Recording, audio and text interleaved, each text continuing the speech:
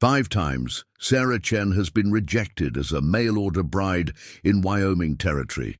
5 times she's been sent back to San Francisco with the same harsh words, too quiet. In 1885, being quiet isn't just a personality trait, it's a sentence to loneliness. No one seems to understand that her silence holds depth, her gentle gestures carry meaning, and her written words tell stories richer than speech. Then she meets James McAllister. As a deaf rancher, he's lived his entire life in a world where words are seen, not heard, where feelings are read in expressions, not voices, where the loudest hearts often beat in the quietest souls. What if the very thing that made Sarah unwantable to others made her perfect in his eyes? Before we jump back in, tell us where you're tuning in from. And if this story touches you, make sure you're subscribed, because tomorrow I've saved something extra special for you. The train whistle pierced the foggy San Francisco morning as Sarah Chen clutched her leather journal closer to her chest. 5 rejections, 5 return journeys, each one carved deeper into her spirit than the last. She watched porters unload her single trunk, the same one she'd packed with such hope just 3 weeks ago. Mrs. Sullivan from the Golden Gate Marriage Agency stood waiting on the platform, her face a mixture of sympathy and resignation. The woman's grey hair was pulled back severely, matching her stern expression. She'd been arranging marriages for Chinese brides for 15 years, and Sarah knew she'd never had one returned so many times. "Perhaps," Mrs. Sullivan said, helping Sarah with her trunk. "It's time to consider other options, dear." Sarah's fingers tightened around her journal. Inside its pages lay her true voice, elegant Chinese calligraphy mixed with carefully practiced English, expressing thoughts she could never seem to speak aloud. She'd filled 3 such journals since leaving China 4 years ago, each page a testament to everything she couldn't say. "Mr. Patterson wrote that you barely spoke 2 words at dinner," Mrs. Sullivan continued as they walked toward her office. "He said his ranch needs a wife who can manage social calls, direct farmhands, negotiate with merchants." Sarah nodded, remembering the growing frustration in Mr. Patterson's eyes each time she'd hesitated to speak. How could she explain that in China her silence had been considered graceful, respectful, that her mother had taught her the power of careful words, of watching and learning before speaking? The marriage agency office smelled of leather and paper. Sarah settled into the familiar chair across from Mrs. Sullivan's desk, where she'd sat so many times before. 5 rejection letters lay spread between them, each one marked "Return to Sender" in angry red ink. "You're a beautiful girl, Sarah. Well-educated from a good family. But America," Mrs. Sullivan paused, searching for gentle words. "America requires a different kind of woman. Perhaps you'd be happier returning to China, finding a husband among your own people." Sarah opened her journal, turning to the page where she'd practiced this conversation in both languages. Her careful handwriting stood in stark contrast to the trembling in her hands as she pushed the paper across the desk. "I cannot return to China," she'd written. "My family sacrificed everything to send me here. I will try again. Please, Mrs." Sullivan read the note, then looked up at Sarah's face. Something in the young woman's steady gaze made her pause. "You truly won't give up, will you?" Sarah shook her head. She pulled out another piece of paper, this one covered in detailed drawings of the Wyoming landscape she'd seen from the train windows. Mountains stretched across the page, clouds gathering above vast prairies. In the margins, she'd written descriptions in perfectly formed letters.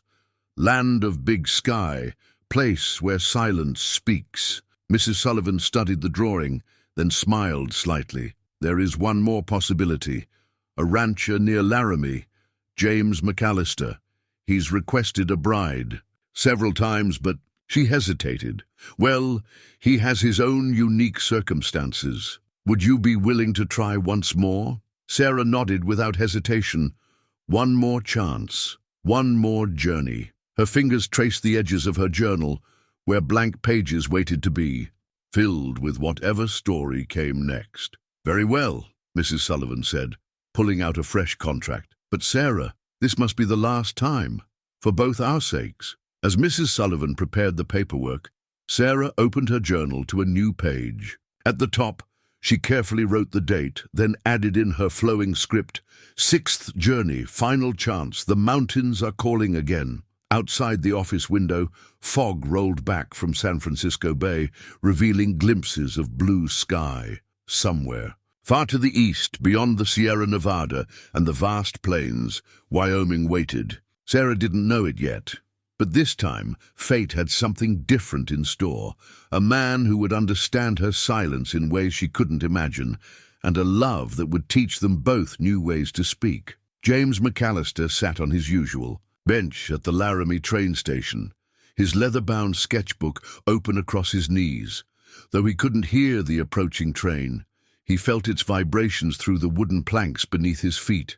His pencil moved across the page, capturing the scene before him, passengers emerging from the morning mist, their faces telling stories his ears would never know. 20 years of silence had taught him to see what others merely heard, the way a mother's hands tightened on her children's shoulders when worried, how a man's jaw clenched before speaking harsh words, the subtle shift in posture that meant someone was about to turn and walk away. The station master, Henry, touched his shoulder, their signal that he had a delivery. James nodded, tucking his sketchbook into his coat. The ranch needed supplies, and the weekly train brought everything from seed to sugar. He'd learned long ago to time his supply runs with the passenger train. It was easier to conduct business. When everyone was distracted by new arrivals, his fingers brushed the rough texture of his sketchbook as he stood. Inside, hundreds of faces told the story of Laramie through his eyes. The baker's daughter, growing from child to woman. The sheriff's deepening worry lines during last year's drought. The changing fashions of strangers passing through. His art spoke what his voice couldn't, telling stories through careful observation and delicate shading. Henry gestured toward the supply cart, but James's attention caught on something else. A young woman stepping down from the passenger car, her movements deliberate and graceful. Unlike the other passengers who chatted and called out greetings, she moved in a bubble of silence that felt familiar. Her eyes took in everything, missing nothing. Those were the eyes of someone used to watching, understanding without words. James added a quick sketch to his book, the curve of her shoulders as she gathered her skirts, the careful way she studied each face in the crowd. There was a story there, in the space between her gestures. He knew about such spaces, about the words that lived in silence. The woman glanced his direction, and for a moment their eyes met. James saw recognition there, not of his face, but of something deeper, the same watchfulness, the same careful reading of the world. Then Henry was waving for his attention again, pointing at the waiting supplies. James closed his sketchbook and turned to his tasks. But as he loaded his wagon, he found himself glancing back at the mysterious woman. She stood apart from the crowd now, her small trunk beside her, waiting, always watching, just as he did. His horse, Thunder, nickered as James approached with the supplies. The animal's movements transmitted through the ground, a language of vibration James had learned to read as clearly as any spoken word. He patted Thunder's neck, understanding the greeting in the gentle headbutt he received. The ranch waited 5 miles outside town, a place where James had carved out a life that didn't depend on hearing, where his hands could speak through work, through the care of animals, through the sketches that lined his cabin walls. But for the first time in years, he felt a pull to linger in town, to watch this woman who seemed to understand the eloquence of silence. Sarah stood beside her trunk, watching the tall rancher with the sketchbook load his wagon. There was something different in the way he moved, a heightened awareness of his surroundings that matched her own. When their eyes had met earlier, she'd felt seen in a way 5 potential husbands had failed to manage. A commotion near the station door drew her attention. Her new potential match, Mr. Davidson, was late. The station master consulted his pocket watch with growing concern, then approached her with an apologetic expression. "Miss Chen," He held out a telegram. "Just arrived for you." Her hands trembled slightly as she opened it. The words were brief, but clear. "Changed mind, stop, do not send bride, stop." Another rejection, this one before she'd even had a chance to fail. The station master shifted uncomfortably. "We can arrange return passage to San Francisco on tomorrow's train. Perhaps you'd like to wait in the station's reading room?" Sarah opened her journal, ready to write her response, when a shadow fell across the page. The rancher with the sketchbook stood before her, his eyes kind but questioning. He gestured to the telegram in her hand, then to himself, touching his ear and shaking his head. Understanding bloomed. He was deaf. Sarah hesitated only a moment before turning to a fresh page in her journal. In careful English, she wrote, "My intended match has changed his mind. I must return to San Francisco." He read her words, then pulled out his own well-worn book from his coat. Not a sketchbook this time, but a manual for sign language. He opened it to a marked page and pointed to an illustration, then demonstrated the sign for hello. Sarah found herself mimicking the gesture, her fingers forming the unfamiliar shape. His face lit up with a bright smile that transformed his weathered features. He quickly wrote in his own small notebook, "I'm James McAllister. Would you like to learn more?" The station master watched their exchange with growing interest. "Mr. McAllister, didn't you inquire about a bride some months back?" James nodded, his eyes never leaving Sarah's face as she studied the sign language book with intense concentration. She looked up at him and carefully signed hello again, adding a small, graceful bow that spoke of her Chinese heritage. He wrote again, "I have a ranch. It's not fancy, but it's good land. I've been looking for someone who understands that words aren't everything." Sarah's heart beat faster as she read his note. She wrote back, "Everyone says I'm too quiet." James smiled and signed something too quick for her to follow, then wrote, "I think you speak perfectly." The station master cleared his throat. "Miss Chen, Mr. McAllister is well respected in these parts, runs one of the best horse breeding operations in the territory. If you're interested, I could telegraph the marriage agency about the change." In circumstances, Sarah studied James's face, the intelligence in his eyes, the gentle way he held the sign language book as if offering her a key to his world. She wrote in her journal, "Could I see the ranch first?" His response was immediate. Of course, no promises required, just two people learning each other's language. As James helped load her trunk into his wagon, whispers rippled through the station. Sarah caught fragments of conversation. "McAllister, Chinese girl, can't hear, can't speak." But for the first time, the whispers didn't sting. She watched James check the wagon's wheels and secure the supplies with practiced efficiency, every movement speaking of capability and care. He helped her up onto the wagon seat, then handed her the sign language book. She handed him her journal in return. A trade, her words for his, each offering a piece of themselves to the other. Thunder, sensing his master's good mood, pranced a bit as they pulled away from the station. Sarah felt the vibration of the wagon wheels, saw how James read the horse's movements through the reins. She opened the sign language book, fingers tracing the illustrations while the Wyoming landscape opened before them. Behind them, the station master was already composing a telegram to Mrs. Sullivan's marriage agency. Circumstances altered. Stop. Miss Chen found promising alternative. Stop details to follow. Stop. The morning sun cast long shadows across James's kitchen table, where a Chinese-English dictionary lay open beside the sign language manual. Sarah traced her finger across a page, then carefully signed the word for tea before writing its Chinese character in her journal. James watched intently, his eyes following each stroke of her brush. Their first week together had developed its own rhythm. Dawn brought breakfast and simple signs. "Good morning? Hungry? Thank you." By midday, they worked side by side in the ranch's small garden, where Sarah had discovered familiar herbs among the western vegetables. Each plant became a lesson, a bridge between their worlds. James took out his notebook and wrote, "Your signs are becoming very graceful." Sarah smiled, adding a Chinese character beneath his English words.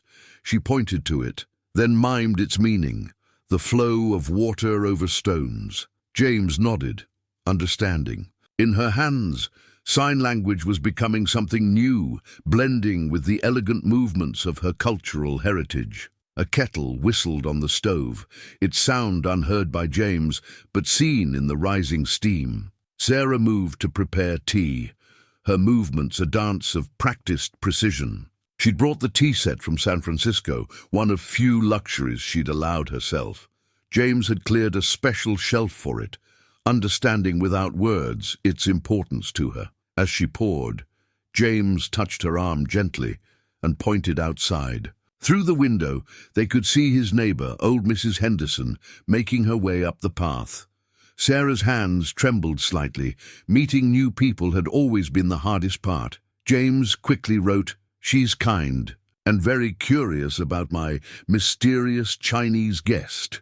He smiled, adding, "Show her how tea should really be served." "Your way." Mrs. Henderson's weathered face appeared at the door, which James opened with a welcoming gesture. Her eyes widened at the sight of the formal tea service, but her smile was genuine. "Well now," she said, speaking slowly and clearly, knowing James could read lips, "this is quite the civilized setup you've got here." Sarah bowed slightly and motioned to a chair. James wrote a quick note explaining the tea ceremony, which Mrs. Henderson read with interest.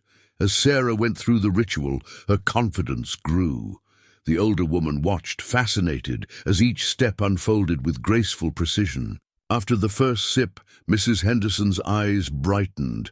"Land sakes, I've never had tea like this. All these years drinking it wrong, seems like." James grinned and signed to Sarah, who was beginning to recognize common expressions. She wrote in her journal and showed them, "Tea is meant to be shared with friends."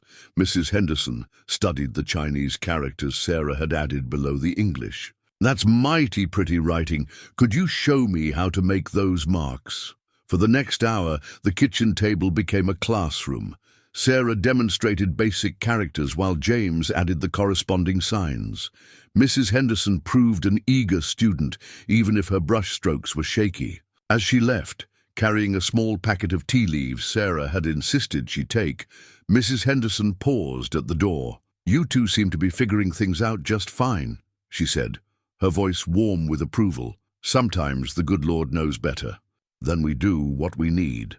After she'd gone, James wrote, "See, your silence speaks volumes." Sarah responded by teaching him the sign for harmony, then showed him how it resembled the Chinese character for the same word. His rough rancher's hands moved carefully, practicing until he had it right.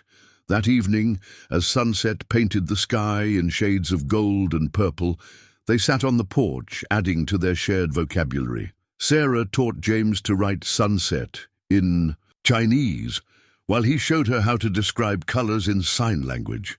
Between them, the dictionary and manual lay open, their pages ruffled by the warm Wyoming breeze. In her journal that night, Sarah wrote in a mixture of English, Chinese, and carefully drawn sign illustrations. "Here, in this place between languages, I'm finding my voice, and someone who finally hears it." The ranch ledger lay open on James's desk, its neat columns telling the story of years of careful management. Sarah ran her finger down the precise handwriting, understanding now why James's ranch thrived while others struggled. Every detail was documented. Rainfall amounts, breeding records, supply costs, each entry a testament to his methodical mind. In the 3 weeks since her arrival, she'd begun adding her own notes to the ledger, careful observations about which horses responded best to different approaches, which fields needed extra attention. James had smiled when he first saw her additions, written in both English and Chinese, accompanied by small diagrams that needed no translation. The morning sun found them in the stables, where James was teaching her about his prized horses.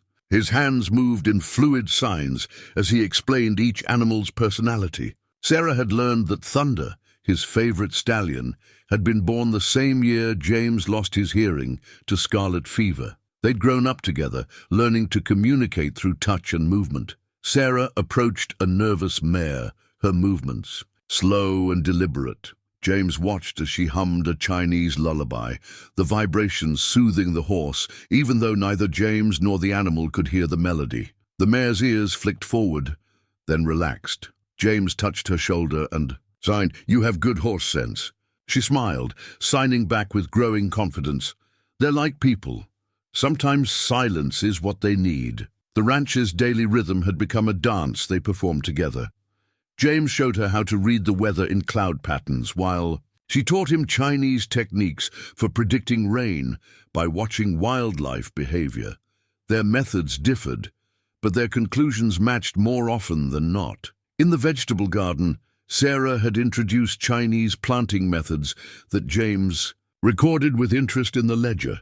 She'd drawn detailed diagrams showing how certain plants protected others, a wisdom passed down through generations of farmers in her homeland.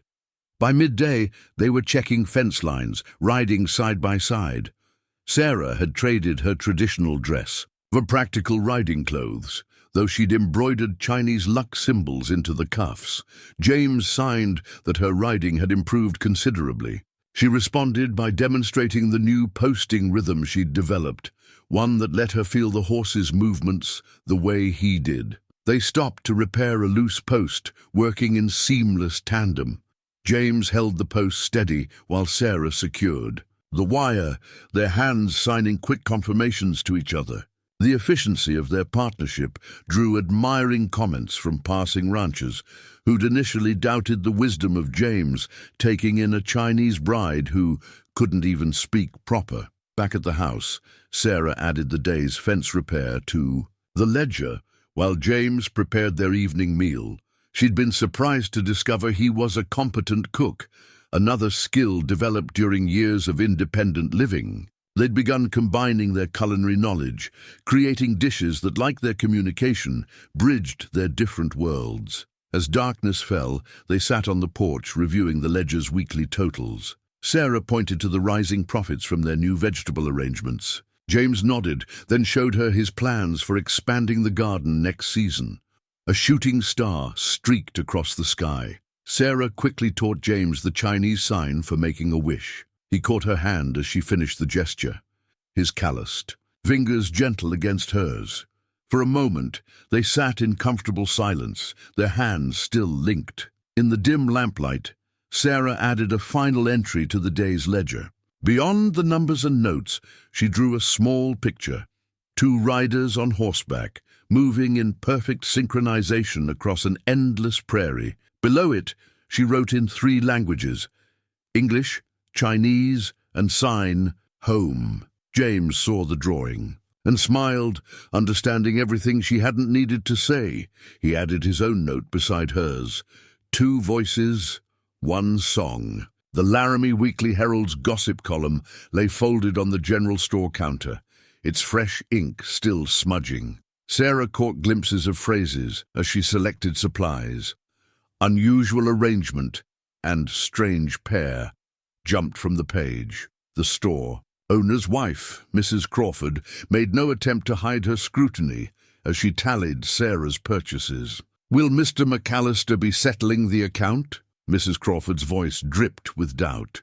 "We don't usually extend credit to, well." Sarah opened her journal, writing her response in clear English. "Cash payment today." She placed the exact amount on the counter, counted out carefully the night before with James's help. Mrs. Crawford's lips tightened as she read. "Speaking of reading," she said loudly, as if volume could bridge understanding, "does your kind actually know how, or are these just pretty drawings?" The bell above the door chimed as James entered, his timing perfect as always. He'd developed an uncanny sense for when Sarah might need him, though she'd never asked for protection. He smiled at Mrs. Crawford, then signed to Sarah, his movements deliberately slow and graceful. Sarah signed back, matching his calm demeanor. Mrs. Crawford watched their exchange, her expression shifting from disdain to uncertainty as she witnessed their elegant communication.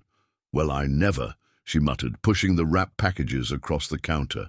James took out his notebook, writing, "We'll need extra sugar for the preserve-making demonstration at Mrs. Henderson's tomorrow. And tea, the good kind Sarah likes." Mrs. Crawford's eyebrows rose. The preserve-making circle was an exclusive group of the town's most respected women. Old Mrs. Henderson's invitation to Sarah had ruffled more than a few feathers. Outside the store, the autumn wind carried snippets of conversation from passing townspeople. "Did you hear? Chinese girl, deaf rancher. What kind of marriage?" Sarah had learned to read the shape of whispers on lips, just as James had taught her. They loaded their supplies into the wagon, their movements synchronized from practice. A group of children stopped to watch them, fascinated by their sign language. One little girl, braver than the rest, approached with a sheet of paper clutched in her hand. It was the latest edition of the Herald. The gossip column featured a crude sketch of James and Sarah, suggesting something almost sinister about their silent communication. Sarah felt James stiffen beside her as he saw it, but the little girl wasn't interested in the newspaper's opinion. "Can you teach me to talk with my hands?" she asked, looking at them both with earnest curiosity. "Like you do?" Before either could respond, the girl's mother rushed over, pulling her away. "Nancy, don't bother them," James quickly wrote in his notebook, showing it to the girl before she was dragged too far. "Come by the ranch with your ma sometime. We'll teach you." At the post office, more whispers followed them. Sarah submitted her weekly letter to her family in San Francisco, each envelope thick with carefully written pages describing her new life. The postmaster, Mr. Roberts, was one of the few who treated them with consistent kindness. "People talk," he said as he weighed her letter, "but they talked about James before you came, and he proved them all wrong then too. Running the best horse operation in the territory has a way of changing minds." Sarah nodded, then wrote in her journal, "Time teaches more than words ever could." Mr. Roberts smiled, stamping her letter. "Ain't that the truth?" As they drove home, the wagon heavy with supplies, Sarah noticed James was unusually quiet, his hands still on the reins. She touched his arm, then signed, "Their whispers can't touch us." He smiled, the tension leaving his shoulders. At a bend in the road, he stopped the wagon. From this height, they could see their ranch in the distance, the neat fences, the thriving garden, the horses grazing peacefully, their shared work visible in every detail. James pulled out his notebook one last time that day. "Let them whisper. We'll speak through what we build together." Sarah took the pencil, adding beneath his words, "and through what we teach others." That evening, as they reviewed the day's work, Sarah pasted the newspaper article into her journal, not in anger or shame, but as a reminder. Beneath it, she wrote in flowing Chinese characters, then signed the meaning to James. "Pearls form around irritants. What others see as strange, we will make beautiful." Sarah's recipe book sat open on the kitchen counter, its pages a blend of Eastern and Western cuisines. Chinese characters mingled with English annotations, and pressed herbs dotted the margins. The book had become a living document of her new life, each recipe telling the story of another bridge built. Today's page featured her mother's mooncake recipe adapted for Mrs. Henderson's preserve-making circle. Sarah had spent hours perfecting the substitution of local berries for traditional lotus paste, determined to create something that would speak to both worlds. The kitchen was alive with warmth and movement as 5 of the town's most influential women watched her work. James sat in the corner, sketching the scene, while occasionally interpreting Sarah's graceful signs for their guests. "Look how she folds the dough," Mrs. Henderson commented, leaning closer. "Never seen anything like it." Mrs. Crawford, who had come despite her earlier disdain, couldn't hide her fascination. "The pattern it makes, it's like art." Sarah smiled, then demonstrated how to crimp the edges using a technique passed down through generations of her family. The women leaned in, trying to copy her movements. Their first attempts were clumsy, but Sarah guided their hands with patient gestures. "Land sakes!" Mrs. Peterson exclaimed as Sarah opened the oven. "That smell like heaven itself!" The mooncakes emerged golden and perfect, their intricate patterns telling stories in dough.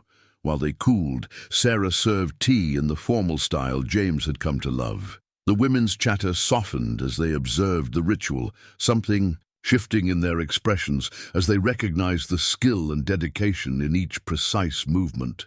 James caught Sarah's eye and signed, "Show them the herb garden next." The women followed them outside, where Sarah's careful integration of Chinese medicinal herbs with Western plants had created something unique. Mrs. Crawford stopped abruptly at the sight of her daughter Nancy, who was already there, hands moving, in careful signs as she practiced with thunder. "Nancy?" Mrs. Crawford's voice held surprise and a touch of concern. James stepped forward, notebook ready. "She has a gift with horses. Been coming by to learn signing. Thunder trusts her." They watched as Nancy signed a simple command she'd learned. Thunder responded perfectly, executing a gentle turn. The girl's face glowed with accomplishment. "She was so shy before," Mrs. Crawford whispered, something softening in her face. "Hardly spoke at all." Sarah opened her recipe book to a blank page and wrote, "Sometimes the quietest hearts have the most to say. They just need their own language." As the afternoon progressed, the women's questions shifted from polite curiosity to genuine interest. They wanted to know about Chinese medicine, about Sarah's gardening techniques, about the way she and James had blended their different approaches to ranch work. Mrs. Henderson watched Nancy teaching Mrs. Peterson's youngest daughter the sign for friend. "Well," she declared, "seems to me we've been blessed with some special teaching in this town. About time we started learning." When the women left, their arms full of mooncakes and their minds full of new ideas, the kitchen kept its warmth. James pulled Sarah close, signing against her palm. "You've given them a new way to listen." Sarah added a note to her recipe book, a simple entry that meant everything. Today, mooncakes spoke louder than words. That evening, a knock at the door revealed Nancy and her mother. Mrs. Crawford held a jar of fresh preserves, a peace offering of sorts. "Nancy was wondering," she said, her eyes lowered, "if you might be willing to teach a proper signing class for children who might need it. And maybe," she hesitated, "for their mothers too." Sarah's hands moved in beautiful signs, which James translated, "Every new language opens another heart." Mrs. Crawford nodded, understanding perhaps for the first time that silence could hold its own kind of eloquence. Later, Sarah added a new section to her recipe book, Teaching Recipes. The first entry wasn't for food at all, but for connection. The basic signs for welcome, friend, and family, illustrated with the same care she gave to her most treasured dishes. James contributed his own notes, sketching hands in various positions, adding arrows for movement. Together, they were creating not just a recipe book, but a guide to their unique way of being in the world, a world where silence held flavor and gestures carried the sweetness of acceptance. The weather-damaged family photograph trembled in James's hands as he rushed to secure it. It was the only image he had of his parents, taken just months before the fever that stole his hearing. Sarah watched him tuck it carefully into his shirt pocket as the sky turned an ominous green-black above their ranch. She'd seen that color once before, in San Francisco during a terrible storm. But this was different. The Wyoming air felt heavy, electric. The horses in the paddock moved restlessly, their anxiety vibrating through the ground in ways both she and James could feel. Thunder, living up to his name, whinnied sharply. James was already moving, reading the horses' behavior as clearly as Sarah read the Chinese almanac's weather warnings. They had perhaps an hour before the storm hit, and too much to secure. Sarah grabbed her journal, quickly sketching a plan of the ranch.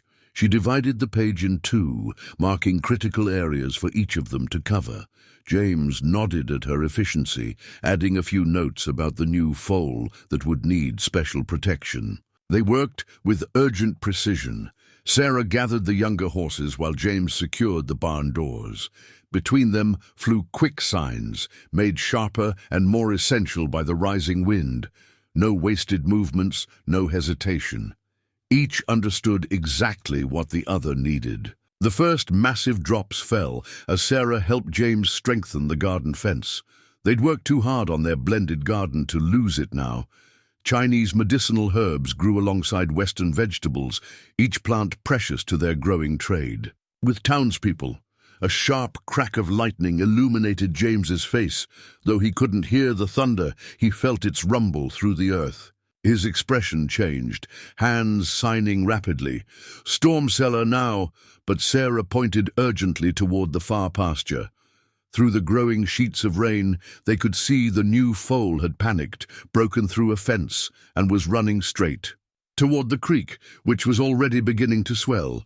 No time for discussion. Sarah pressed James's father's photograph deeper into his pocket, then signed, "I'm lighter, faster. Trust me." Before he could protest, she was running. Years of practiced silence made her movements swift and sure, even in the deteriorating conditions. James watched her for only a moment before turning to prepare the storm cellar. They each had their tasks now. Sarah reached the creek, just as the foal did. The young horse reared in panic at another lightning strike, but Sarah stood her ground. She began humming, not for the sound, but for the vibration, the same technique she'd used to calm nervous horses since arriving at the ranch. The foal's ears flicked forward, recognizing her. Sarah kept humming, her hands moving in the gentle gestures James had taught her for horse handling. Step by step she drew closer. Behind her, the storm's fury grew. Wind whipped her hair free, and the rain made it hard to see. But her movements remained calm, deliberate. The foal needed to feel her certainty. Finally, her hand touched its quivering neck. In that moment, another lightning bolt illuminated the entire valley, showing her how the creek had become a rushing torrent. They needed to move now. Sarah guided the foal back toward the ranch, choosing her path carefully on the increasingly muddy ground. Through the curtain of rain, she saw James emerge from the storm cellar, his hands raised to sign, "This way!" They reached the barn just as the full force of the storm hit. James had prepared a special stall with extra bedding, tucked away from the worst of the wind. Together, they settled the foal, their hands moving in silent communication over its care. Only when the young horse was calm did James pull Sarah into a fierce embrace. He drew back to sign, "Brave, foolish, perfect." She smiled through her dripping hair and signed back, "Learned from you." They made their way to the storm cellar as the wind howled above. James pulled out the photograph, checking it was safe. Sarah lit the lamp they kept there, illuminating the small space they'd prepared for just such emergencies. In its light, James showed her the photograph properly for the first time. His parents smiled from the sepia image, his father's hand resting proudly on young James's shoulder. Sarah traced their faces gently, then signed, "They gave you strength. You gave me courage." James took out his notebook, its pages slightly damp but still usable. He wrote, "We give each other language." Above them, the storm raged on. But in their snug cellar, they continued their quiet conversation, hands moving in the lamplight, telling stories of courage and trust, of fears faced together, of a language built between hearts. Sarah wrote in her journal, which she'd managed to keep dry. "Today I learned that love speaks loudest in moments of silence, when actions say what words cannot." The damaged fence post stood as a testament to deliberate malice, its fresh-cut Chinese characters gouged deeply by a hostile hand. Beside the vandalism, James's ranch brand had been carved mockingly. Sarah ran her fingers over the markings, recognizing the words for outsider and silence among the crude strokes. James touched her shoulder, drawing her attention to approaching horses. Through the morning mist, she recognized Mr. Patterson, her former intended match, riding alongside two members of the town council. "McAllister!" Patterson's voice carried across the pasture. "Time we had words about this situation." James stepped forward, positioning himself slightly in front of Sarah. His notebook was already in hand, but Patterson ignored it, speaking with exaggerated slowness. "Town's concerned about the influence you two are having, teaching our children foreign ways, strange signs." He gestured toward Nancy Crawford, who was helping with the horses in the distance, filling their heads with ideas about different, being acceptable. Sarah opened her journal, but Patterson snatched it from her hands, letting it fall into the mud.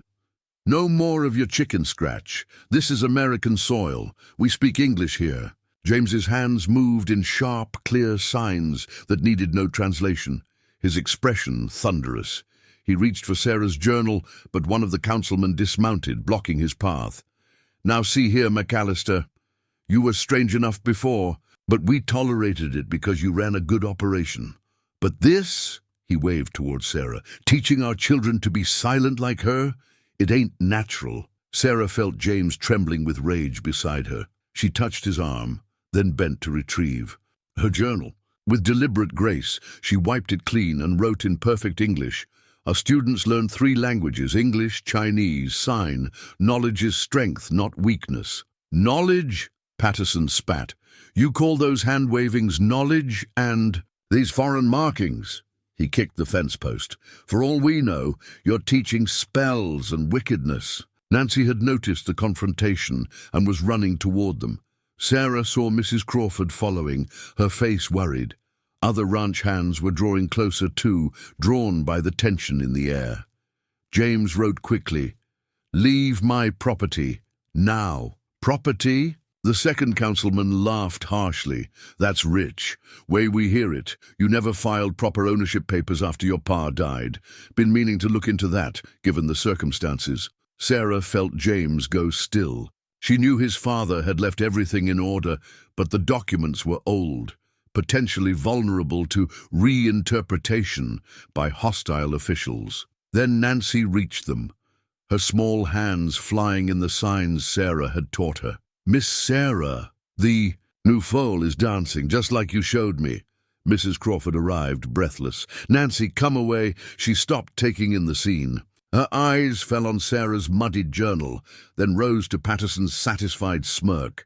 Something shifted in her expression. "Mr. Patterson," she said clearly, "my daughter could barely speak to strangers before Miss Sarah taught her a new way to express herself. Now she's top of her class in reading and writing." She turned to the councilman. "And you both know your wives have been asking for her medicine for their gardens." Other voices joined in. Ranch hands spoke of James's fair treatment and Sarah's helpful remedies. A young stable boy demonstrated proudly how he could now communicate with James without confusion. Patterson's face darkened.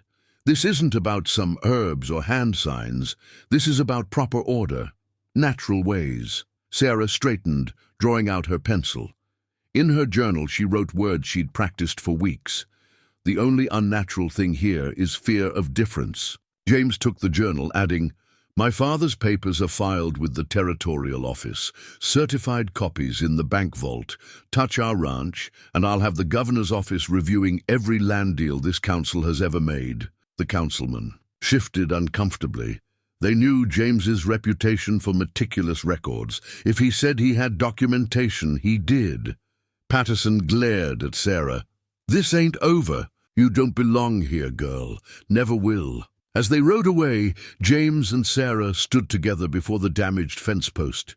She traced the crude characters, then took out her carving knife. With precise strokes, she began transforming the ugly marks into something new. By sunset, the post bore a proper Chinese blessing intertwined with James's ranch brand, the characters flowing around it like a protective embrace. Below, Sarah added a new carving, hands shaped in signs of hope, strength, and unity. James brought paint, and together they filled the carvings with bold colors that would be visible from the road. a declaration, not a defense. In her journal that evening, Sarah wrote, "Some try to build fences between hearts. We will turn their barriers into bridges." The handwritten wedding invitation lay unfinished on their kitchen table, its carefully crafted bilingual text a testament to their determination. Sarah's Chinese calligraphy flowed alongside Western script, while delicate illustrations of hands, signing love and forever, decorated the margins. "You don't have to do this," James wrote in his notebook. "We could marry quietly, just us and a few friends." Sarah's response was to dip her brush in ink and continue writing. Each stroke was deliberate, transforming their declaration of love into a statement of belonging. The invitation wasn't just for a wedding, it was for the entire town to witness. Their union and the bridging of their worlds. A knock at the door revealed Mrs. Henderson and Mrs. Crawford, faces grim with news. The town council had called an emergency meeting. The topic, foreign influences and community standards. James's jaw tightened, but Sarah was already reaching for her good coat. She'd worn it 5 times before, to face 5 rejections. Today it would serve a different purpose. The town hall was packed when they arrived. Patterson stood at the podium, his voice carrying through the crowded room. "These foreign ways are spreading, children neglecting proper speech for hand-waving. Women abandoning trusted medicines for Chinese herbs. Where does it end?" Sarah felt the stares, heard the whispers. But now she recognized friendly faces in the crowd, students from their signing classes, mothers whose children had found new confidence, ranchers who'd seen their success with horses. Nancy Crawford pushed through the crowd, her hands flying. "In elegant signs, Miss Sarah taught me to speak with my hands when my words felt too big. Now I can say everything in my heart." The girl's mother stood. "My daughter was called slow and simple because speaking was hard for her. Now she's teaching other children to sign. Tell me how that's foreign influence worth fearing." James stepped forward, his notebook ready, but Sarah touched his arm. It was her turn to speak. She walked to the podium, her steps measured and calm. The room fell silent as she withdrew her journal and began to write on the large presentation slate. "I came to America seeking belonging. 5 times I was rejected for being too quiet. But silence holds wisdom where words fail. Ask your horses, who trust touch more than shouts. Ask your gardens, which grow stronger with patient tending than rough handling. Ask your children, who learn best when we listen to their hearts." She paused, then continued writing. "James and I are getting married. We invite every one of you to come see how love speaks in all languages." As she wrote the Chinese character for harmony, then demonstrated its sign equivalent, a murmur ran through the crowd. Mrs. Henderson stood up. "I'm not much for speeches," the old woman said, "but I know this. My arthritis hasn't plagued me. Since Sarah showed me her grandfather's remedies, that's not foreign influence. That's God's wisdom coming through different hands." One by one, others stood. The blacksmith spoke of how James's ranch had prospered through methods that combined Western ranching with Chinese farming wisdom. A mother testified about her son's stutter easing once he learned he could sign his thoughts first. Patterson tried to regain control. "This isn't about individual cases. It's about maintaining our way of life." "Our way of life?" Mrs. Crawford's voice rang out clear. "Was that our way of life when my Nancy cried herself to sleep because words wouldn't come? When we called children slow because they didn't speak like us? When we rejected wisdom because it came with different eyes?" James moved to stand beside Sarah at the podium. Together, they held up their wedding invitation. The Chinese characters caught the light, dancing alongside English script and sign language illustrations, 3 ways of speaking love. The town council chairman, who had been silent until now, cleared his throat. "Seems to me," he said slowly, "that any way of life worth maintaining has room for growth. Motion to conclude this meeting, and," he smiled slightly, "I believe I hear wedding bells in our future."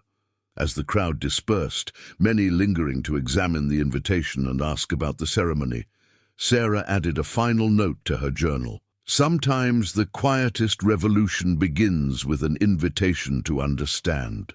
That evening, as they sat on their porch addressing invitations, James signed against her palm.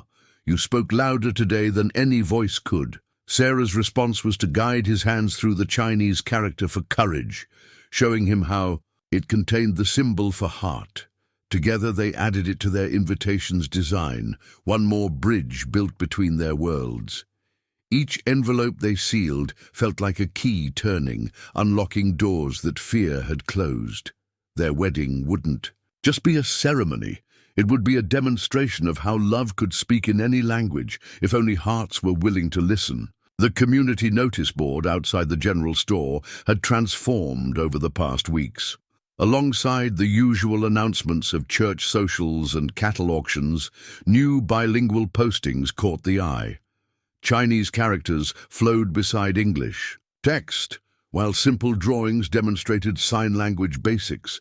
It had become a symbol of the town's gradual awakening. Sarah stood before it now, pinning up a notice for their next teaching session. What had begun as informal lessons for Nancy had grown into regular classes held in the church basement. The schedule showed different levels: beginning signs for young children, Chinese language basics for interested adults, and special sessions for families with deaf or speech-challenged members. Mrs. Crawford emerged from the store, arms full of supplies. "Sarah, just the person I needed." She nodded toward the items she carried. "Could use your eyes on these. Trying to stock some of those herbs you mentioned. Figure if people are going to use them, they ought to get them proper instead of wild gathered wrong." Sarah smiled, taking out her journal to make recommendations. As they discussed proper storage methods for different herbs, she noticed more townspeople gathering around the notice board, copying down the simple signs illustrated there. A commotion from the street drew their attention. James was leading a training session with several ranchers, demonstrating his techniques for gentling difficult horses. His methods, combining Western horsemanship with the quiet awareness he'd developed through years of reading horses' body language, had gained attention after word spread about how he and Sarah had saved the foal during the storm. "It's something to see," Mrs. Crawford commented, watching the men follow James's silent instructions. "How he teaches them to listen with their eyes. Makes a body wonder what else we've been missing by only trusting our ears." The lesson ended, and James joined them at the notice board. His hands moved in fluid signs as he greeted them both. Mrs. Crawford responded with careful signs of her own, beaming with pride when James nodded approval at her improvement. Sarah added another notice to the board, this one announcing the formation of a weekly social circle where signing, English, and Chinese would all be welcome. Mrs. Henderson had suggested it, noting how the language lessons had begun building unexpected friendships across the community. A group of children ran past, their hands moving in a mixture of signs and games. They'd created their own secret language, blending signs they'd learned with playful innovations of their own. Sarah caught fragments of their conversation. Signs for horse and adventure, mixed with Chinese words for friend and secret. James tapped the notice board and signed, "Look what you started." But Sarah shook her head and responded, "What we started." Together. They watched as Mr. Roberts, the postmaster, helped a young mother learn the signs posted for milk, hurt, and help.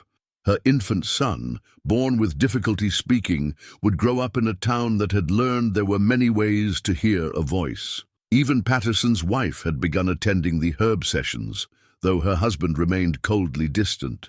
She'd confided to Mrs. Henderson that her garden had never bloomed so well, and her daughter's persistent cough had eased with Sarah's tea blend. The town's children had proven the quickest to embrace change. They flocked to the ranch for riding lessons, knowing they'd learn not just horsemanship, but also new ways to communicate. James's quiet confidence and Sarah's gentle patience created an environment where difference was no longer something to fear. A deaf child from a neighboring town had recently begun staying with relatives in Laram to attend their lessons.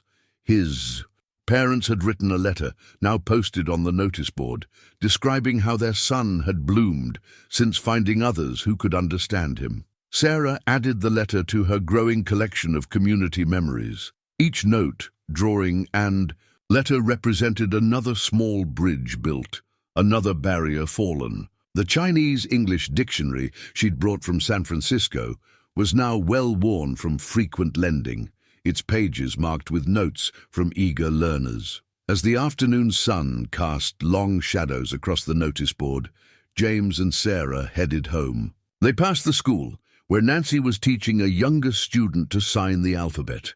Beyond her, a group of women gathered in Mrs. Henderson's garden, sharing knowledge of both Western and Chinese planting techniques. "Tomorrow," James signed, "the governor's wife visits to learn about our teaching program." Sarah nodded. Word had spread beyond Laram about their unique community. What had begun as a love story between two people who spoke without words had grown into something larger, a testament to the power of listening with more than ears. In her journal that evening, Sarah wrote, "A single bridge between hearts can lead to bridges everywhere. All it takes is the courage to build the first one." The handmade quilt grew beneath Sarah's fingers as the blizzard raged outside, each patch telling its own story. Western calico nestled against silk scraps from her mother's old dresses, while embroidered Chinese symbols danced alongside traditional American patterns. Like everything in their life together, the quilt was becoming a bridge between worlds. 3 days into the worst winter storm anyone could remember, their ranch had become a refuge. The Henderson family had arrived first, their own home's roof, threatening collapse under the snow's weight. The Crawfords followed, then others, until the house hummed with quiet activity despite the howling wind outside. James moved through the crowded rooms with practiced ease, his awareness of space and movement making him an unexpectedly graceful host, even in the cramped conditions. He'd insisted on bringing in the most vulnerable livestock, turning their barn into an ark of horses, cattle, and even a few sheep from neighboring farms. Sarah's Chinese medicines and Western first aid supplies covered the kitchen table, organized with clear labels in both languages and accompanying signs drawn beneath. Mrs. Patterson, who'd come without her husband when their youngest developed a fever, watched intently as Sarah demonstrated how to prepare a throat-soothing tea. "My mother swore by whiskey and honey," Mrs. Patterson admitted, "but this brings the fever down gentler." The children had created a game of practicing signs while wrapped in blankets near the fire. Nancy led them, teaching the younger ones how to sign stories about the storm. Their small hands shaped words for snow, wind, and safe, adding dramatic flourishes that made the adults smile. Through the kitchen window, Sarah caught glimpses of other ranchers arriving on horseback, bringing news of families isolated by the storm. Without discussion, she began preparing more healing packets while James organized the strongest riders for supply deliveries. Their preparations were interrupted by Thunder's distinctive warning stamp from the barn. James felt the vibration and was moving before Sarah could sign to him. She followed, wrapping herself in the unfinished quilt.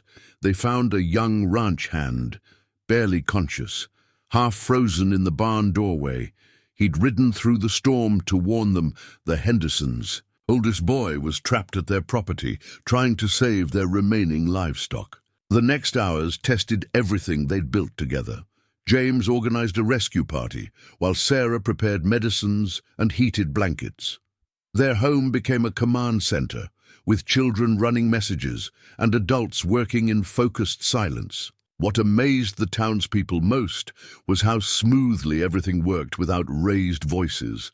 Hand signals, written notes, and simple gestures kept everyone coordinated. Those who'd learned signing found themselves teaching others out of necessity, and those who'd resisted learning before now watched intently. Sarah kept the quilting circle going through the long hours of waiting, teaching the women how to incorporate Chinese luck symbols into their stitching. The repetitive motion calmed nerves, while the shared work gave worried hands purpose.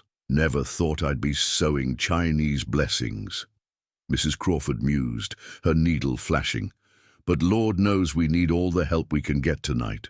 Near midnight, Thunder's warning came again. This time it brought relief, the rescue party returning with the Henderson boy and most of his animals. As Sarah helped tend to minor frostbite, she noticed Mrs. Patterson using signs she'd learned just hours before to ask for more bandages. The storm raged for 2 more days. They rotated sleeping spaces, shared stories, and learned new ways to communicate when voices were too tired to work. The quilt grew longer, gaining patches from every family present, each one sewn with newly learned stitches that blended east and west. When the sky finally cleared, their home had been transformed. Chinese herbs hung drying alongside Western remedies, children's drawings of sign language mixed with traditional decorations. The quilt, finished during those long hours of waiting and watching, draped across the back of James's father's old chair, a symbol of warmth created by many hands. As families began the slow process of returning home, checking damages and helping neighbors dig out, something had shifted. The storm had forced them to learn each other's languages, to rely on silent understanding when words alone wouldn't suffice. Sarah found a note tucked into her medicine box, written in Mrs. Patterson's careful hand. Some wisdom speaks in whispers, and some strength comes without sound. Thank you for teaching us to listen with more than our ears.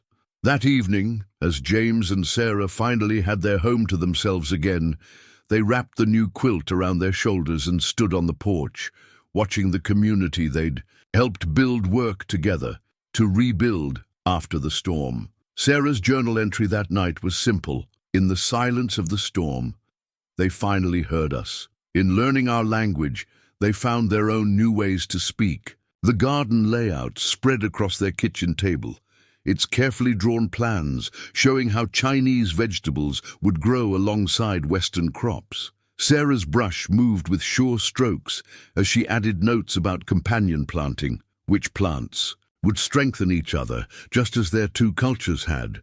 James leaned over her shoulder, adding his own notes about irrigation techniques he'd developed. The winter storm had taught them all about survival, but spring whispered of possibility. Their garden would feed more than just their household now. It would help supply the weekly market they'd proposed to the town council. A stack of letters from Sarah's family in San Francisco sat nearby, containing seeds her mother had carefully packed along with wedding wishes. The Chinese characters of her mother's writing flowed with joy and pride, celebrating how her quiet daughter had found not just acceptance, but purpose. Your father says the winter peas should be planted first, Sarah signed to James, translating from the letter. He's drawn diagrams for proper spacing. James nodded, adding the information to their plan. They'd expanded the garden plot significantly, aided by volunteers from town who'd stayed on after the storm to help prepare for spring. Even Patterson had grudgingly offered his team of horses for the heavy ploughing, though he still wouldn't speak directly to them. Mrs. Henderson arrived with her basket of seedlings, already sprouting from lessons Sarah had taught during the long winter nights. "These Chinese greens of yours," she said, signing as she spoke, "they're hardier than anything I've grown before." Other townspeople followed, bringing tools, seeds, and questions. The garden had become a gathering place where signing hands discussed planting techniques and children proudly showed off their growing vocabulary in both Chinese and sign language. Nancy Crawford, who'd appointed herself official translator for new visitors, was teaching a group of younger children how to sign the names of different vegetables. She'd created a song that blended English words, Chinese terms, and signs, a playful hybrid that perfectly captured their community's evolution. The governor's wife wrote again, Mrs. Crawford mentioned, helping to mark out new beds. She's determined to start similar programs in other towns, wants to know if you'll help train teachers. Sarah looked at James, who smiled and signed, "Your choice, always." She took out her journal and wrote for everyone to see. First, we grow strong roots here. Then we help others grow their own gardens. The afternoon sun warmed their backs as they worked, the soil coming alive beneath their hands. Sarah showed them how to create raised beds in the Chinese style, while James demonstrated his method of reading the land's natural contours for optimal drainage. Thunder nickered from his paddock, drawing their attention to new arrivals. Henderson's oldest boy, recovered from his winter ordeal, led a group of ranchers interested in learning James's horse-gentling techniques. The winter had proven how valuable calm, well-trained horses could be in a crisis. "We're thinking," young Henderson said, and signed simultaneously, "of making this a proper training center. Horses, languages, farming, everything you both can. Teach." Sarah felt James's hand slip into hers, squeezing gently. They dreamed of something like this during those long winter nights, but hadn't dared voice it too loudly. She drew out the second set of plans they'd been working on, designs for expanding the ranch to include proper teaching spaces. James had sketched classrooms with large windows for clear signing visibility, gardens dedicated to teaching plots, and expanded stables for training sessions. The gathered townspeople passed the plans around, adding suggestions, offering help. Mrs. Patterson quietly mentioned that her husband's unused north field would be perfect for the expanded horse training area, her eyes suggesting she'd find a way to convince him. As the sun began to set, Sarah added final notes to their garden layout. Among the practical planting instructions, she'd drawn small symbols combining Chinese characters with sign language illustrations. Hope, growth, community. James traced them with a gentle finger, then signed, "Like us, growing together." Nancy, helping to pack up tools, asked, "Will you teach us how to write these symbols too? They tell stories in themselves, don't they?" Sarah nodded, adding one final character to the plans, the one for future, drawn with strokes that flowed like new leaves unfurling in spring sunshine. The traditional Chinese wedding dress lay across Sarah's bed, its red silk gleaming in the morning light. Her sister May's clever hands had modified the design, incorporating Western elements while maintaining its essential character. Like everything in Sarah's life now, it bridged two worlds with grace. "It's perfect," May signed carefully, having insisted on learning basic signs before making the journey from San Francisco. "Just like your James." Sarah smoothed the fabric, noting how May had subtly embroidered small hands signing love among the traditional patterns. Their mother had sent the silk, but the design was pure May, bold enough to embrace change while honoring tradition. A knock at the door revealed Mrs. Henderson, her face flushed with excitement. "He's here," she signed and spoke. "James's brother Thomas just got off the train." Sarah's heart tightened. James hadn't seen his brother since their father's funeral 5 years ago. Thomas had never accepted his brother's deafness, viewing it as a weakness that threatened the ranch's future. Their final argument had been about James's decision to stay and run the ranch alone rather than sell it. Through the window, Sarah watched James walk toward the station, his steps measured but tense. She'd learned to read his emotions in the set of his shoulders, the rhythm of his stride. Right now, every line of his body spoke of guarded hope. May touched her arm. "Go with him," she signed. "Some bridges need extra support while they're being built." Sarah hurried to catch up, falling into step beside James. He gave her a grateful smile, reaching for her hand as they approached his. "Brother!" Thomas stood awkwardly by his luggage, looking older than Sarah had expected from James's descriptions. "Jimmy," Thomas said, then stopped, realizing his childhood nickname for his brother no longer fit the confident man before him. He fumbled, with a piece of paper reading carefully rehearsed signs. "I'm sorry, I was wrong." James stood very still, then reached for his notebook, but Thomas held up his hand.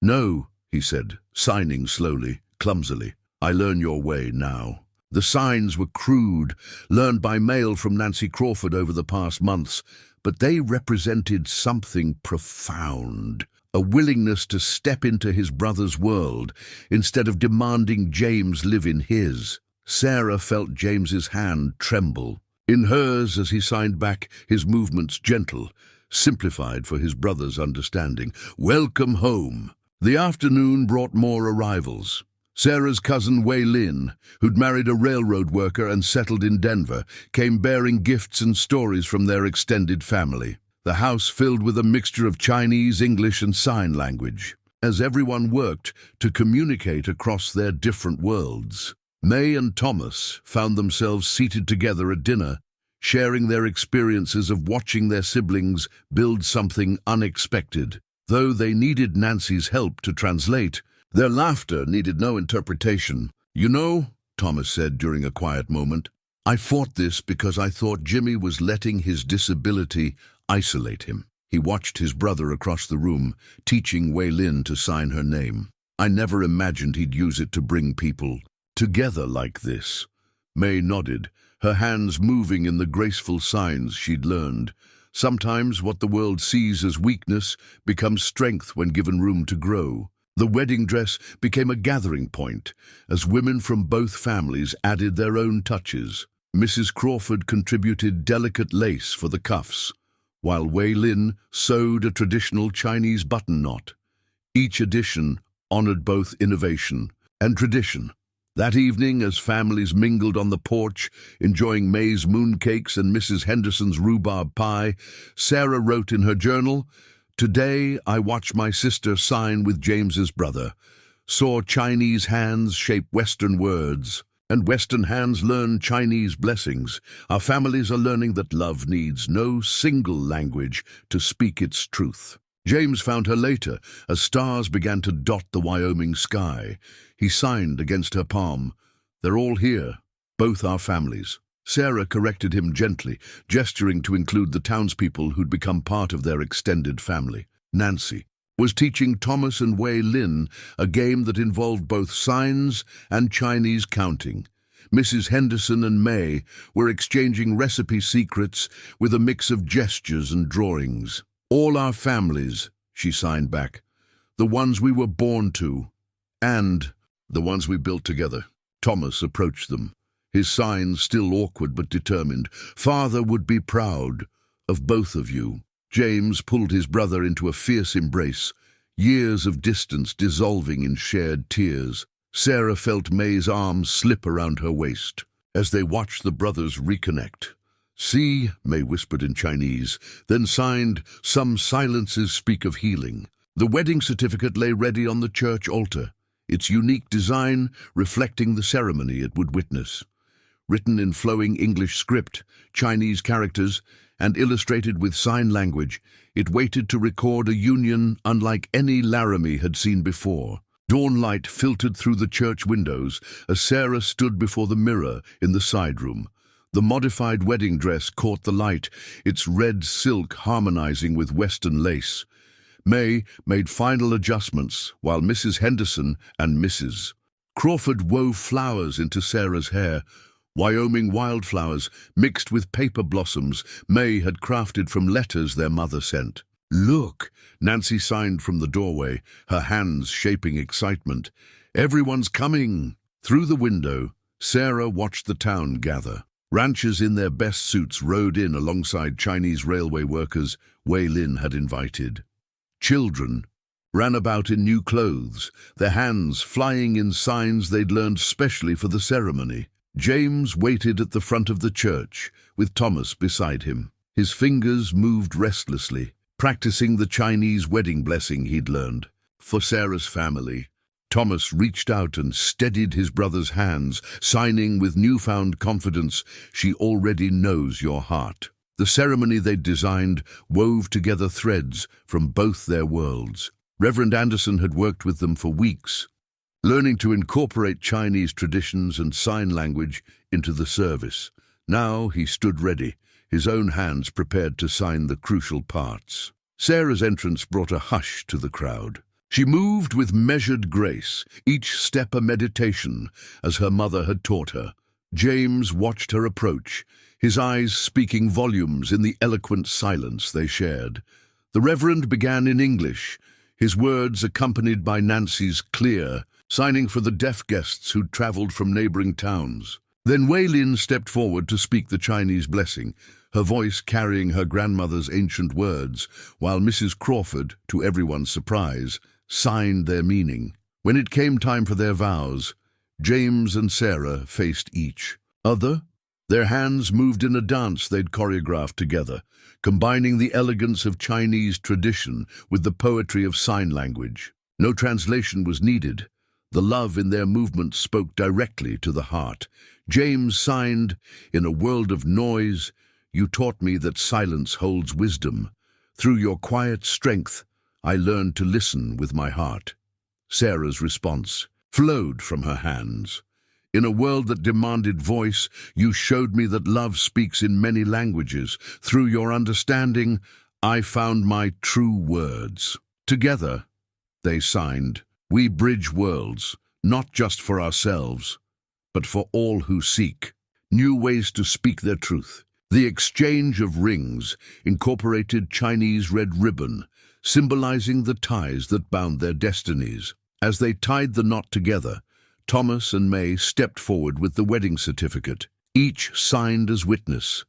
Thomas in careful Chinese characters he'd practiced for weeks, May in the sign language she'd mastered for the occasion. When the Reverend pronounced them married, the celebration erupted in 3 languages at once: cheers in English, congratulations in Chinese, and a flutter of signing hands that looked like doves taking flight. The reception brought together traditions with the same grace as the ceremony. Tables groaned under the weight of mooncakes alongside Henderson's famous pies. Children taught their parents the sign language games Sarah and James had invented, while Chinese elders demonstrated calligraphy to fascinated ranchers. Patterson appeared briefly at the edge of the celebration. Though he didn't stay, he nodded once to the couple, a small gesture but one that spoke of grudging acceptance. His wife, now one of Sarah's most dedicated students in Chinese herbalism, beamed and signed congratulations.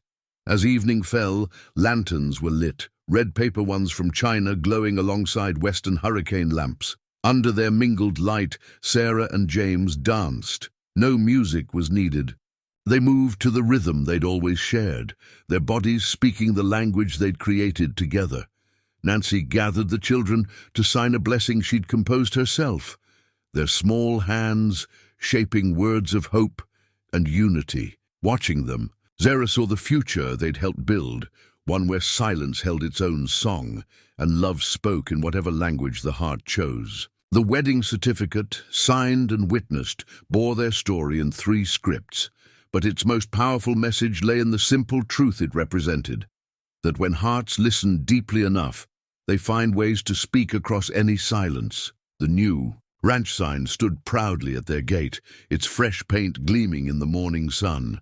McAllister School of Languages and Horsemanship read the English text, while Chinese characters flowed beneath it. Along the bottom, carved hands illustrated the sign language equivalent, 3 ways of announcing their expanded purpose to the world. 6 weeks after their wedding, Sarah and James's ranch had transformed. The old storage barn had become a classroom, its windows enlarged to let in the clear Wyoming light so essential for signing. Tables salvaged from the church basement lined one wall, while the other displayed teaching charts showing English, Chinese, and sign language side by side. Their first official class gathered beneath the sign, a mix of eager children, curious adults, and 3 deaf students who'd traveled from as far as Cheyenne. Nancy, now their official teaching assistant, helped organize the newcomers while Sarah prepared the morning's lessons. "We're going to need a bigger classroom soon," James signed as he watched another wagon approach. "Words spreading faster than we expected." Sarah nodded, adding a note to their growing waiting list. The governor's wife had arranged for a newspaper article about their unique school, and inquiries arrived daily. Even Patterson had grudgingly enrolled his youngest daughter after she'd begged to learn with her friends. Inside the classroom, Sarah had arranged their students in mixed groups, fluent signers paired with beginners, Chinese speakers with English speakers, each learning from the others. The walls displayed their students' work. Chinese characters practiced with careful brushstrokes, illustrated sign language stories, and bilingual poems composed by the children. James led the advanced horse training session in the corral, where his methods of gentle guidance and silent communication proved especially effective for nervous horses. Ranchers who'd initially come to learn his horse handling techniques often stayed to join the language classes, discovering that understanding silent communication improved their relationships with both animals and people. "It's like learning to listen with your whole self," one weather-beaten cowboy explained to a visitor. "Changes how you see everything once you start paying attention to what ain't being said out loud." The garden had expanded too, now including dedicated teaching plots, where students learned both cultivation methods and the vocabulary of growing things. Chinese vegetables flourished alongside Western crops, while Sarah taught the traditional meanings behind each plant's name. Mrs. Patterson, now one of their most dedicated herbalism students, worked with Sarah to create a reference book combining Western and Chinese medical traditions. "Think how many more people we could help," she'd said, "if we learned to use all the wisdom available to us." Thunder, older now but still majestic, had become a favorite among their younger students. He seemed to understand his role in their growing community, standing patiently as children learned to sign their first words to him, responding to their silent commands with gentle dignity. A letter arrived from the territorial governor's office requesting their guidance in establishing similar programs in other towns. Sarah read it aloud in sign language during the community dinner they hosted every Sunday, where their table had grown to accommodate not just students, but their families as well. "You've created something remarkable here," Thomas signed from his place at the table.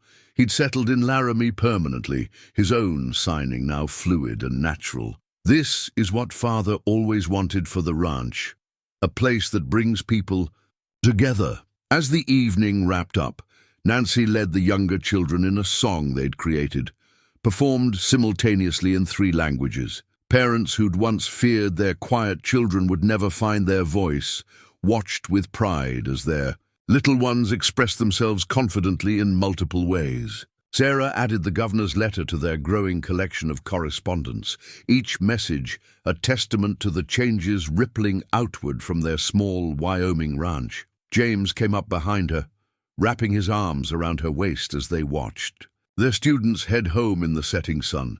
"Remember when they said you were too quiet?" He signed against her palm. Sarah smiled, turning to face him. "Silence taught us to listen," she signed back. "Now we're teaching others to hear with their hearts." The letters to the marriage agency lay spread across Sarah's desk, each one telling a story of transformation. She'd been writing them for months. Detailed accounts of how silence could speak volumes, how rejection could lead to unexpected joy, how love could build bridges across any divide. 1 year after their wedding, the McAllister Ranch had become more than just a school. It was a beacon for those who needed to find their own way of speaking to the world. Sarah carefully added the latest letter to the stack, this one accompanied by photographs of their thriving community. "Mrs. Sullivan," she wrote in her now confident English, "you once suggested I return to China because America needed a different kind of woman. I'm writing to tell you about a different kind of America we're building here, one where every voice, spoken or unspoken, has value." James appeared in the doorway, his hands full of fresh drawings from their youngest students. These would join the growing collection on their classroom walls, artwork that spoke in multiple languages of hope and belonging. "The new family arrived," he signed, his movements flowing with the ease of long practice. "Their daughter hasn't stopped smiling since she met the other deaf children." Sarah nodded, adding a note about the new arrival to her letter. "Every month brought more families seeking what they'd created, a place where difference was celebrated rather than merely tolerated." The sound of horses drew them outside, where Thomas was leading a riding lesson. He'd taken over much of the horse training, showing a natural gift for James's methods. Under the autumn sun, students of all ages practiced their signs while learning horsemanship, their hands speaking to both horses and humans with growing confidence. Nancy, now a poised young woman, supervised a group of children in the garden. They were harvesting vegetables for the weekly market, their hands flying in excited conversation that blended signs, Chinese words, and English with unconscious ease. "Remember when they said we'd corrupt their children with our strange ways?" James signed with a smile. Sarah's response was interrupted by Mrs. Patterson hurrying up the path, clutching a telegram. "It's official," she signed and spoke simultaneously. "The governor approved funding for 5 more schools based on your model. They want you both to help train the teachers." The news spread quickly through the ranch. Students gathered around, their hands creating a fluttering celebration of silent joy. Even Patterson, checking on his daughter's riding lesson, allowed himself a small nod of approval. That evening, as the community gathered for their regular shared meal, Sarah watched the scene with quiet pride. Chinese railway workers chatted, with ranchers, their children playing together in a mix of languages. Deaf students taught new signs to eager learners, while Mrs. Henderson and Wei Lin compared recipes using a combination of gestures and laughter. The troubled silence that had once marked Sarah as unwantable had transformed into something profound, a silence that taught others to listen more deeply, to see more clearly, to love more fully. James touched her arm, drawing her attention to Thunder's paddock. The old horse stood at the fence, watching the gathering with gentle eyes. Beside him, a new foal, born during last winter's storms, frolicked with the children who'd learned to speak his language. "Full circle," James signed, reminding her of that first day at the train station when everything changed. Sarah opened her journal one last time that evening, adding a final note to her letters to the marriage agency. 5 times I was rejected for being too quiet. But silence was never my weakness. It was my gift, waiting to be understood. In finding someone who heard my heart's voice, I discovered that love doesn't need words to speak its truth. It needs only the courage to listen differently. She added a postscript in 3 languages, English, Chinese, and Sign, for every quiet heart still waiting to be heard. Remember, sometimes the perfect voice is the one that speaks without sound.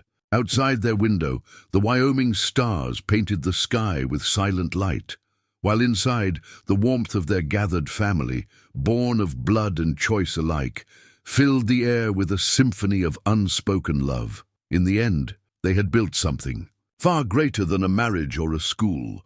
They had created a place where silence could sing, where every voice could find its way to speak, and where love knew no language barriers.